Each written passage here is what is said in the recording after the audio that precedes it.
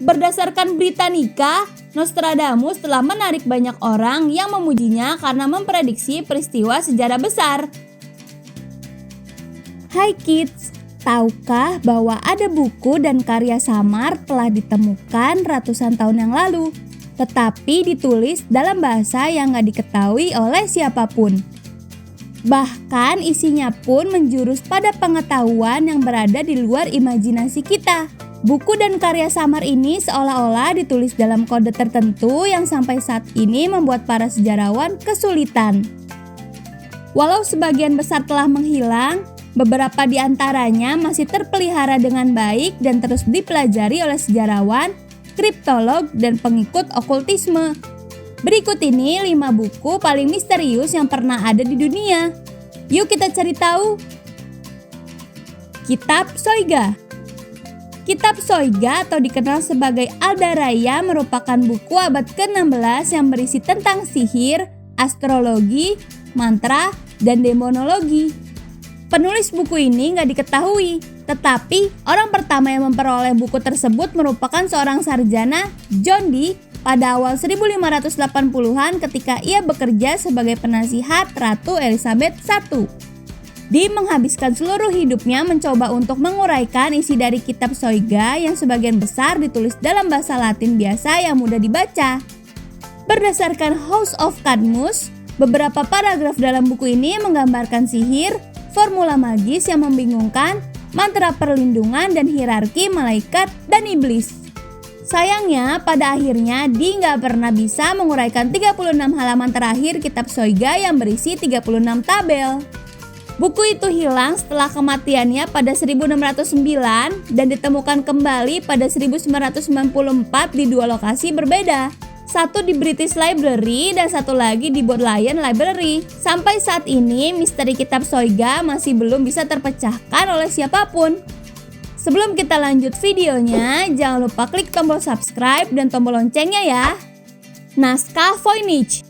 Naskah Voynich pertama kali ditemukan pada 1912 ketika dibeli oleh seorang pedagang buku antik Polandia bernama Wilfrid Voynich.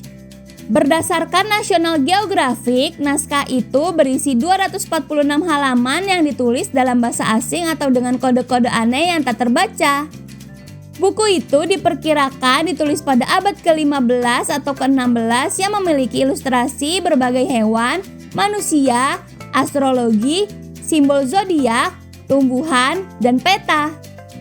Egyptologis Jerman Rainer Hennig mengaku telah menemukan kode tersebut.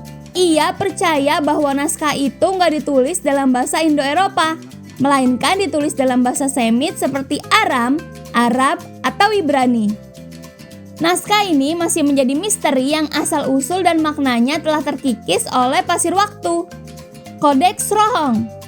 Sebuah manuskrip sepanjang 400 halaman, Codex Rohong pertama kali ditemukan di Hungarian Academy of Science pada 1838. Berdasarkan Historic Mysteries, buku ini pertama kali muncul pada tahun 1743 di salah satu katalog perpustakaan Rohong. Sejak penemuannya, para sarjana, ahli bahasa, dan pemecah kode telah mencoba untuk menguraikan bahasa manuskrip yang gak diketahui. Tetapi, hingga hari ini gak ada satupun kata yang berhasil diterjemahkan.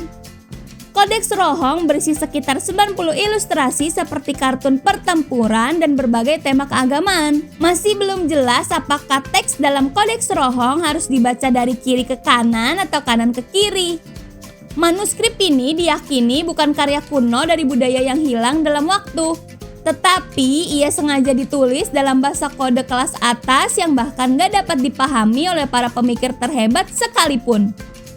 Satu-satunya hal yang pasti tentangnya yaitu bahwa kertas yang digunakan untuk menulis naskah ini berasal dari Italia abad ke-16.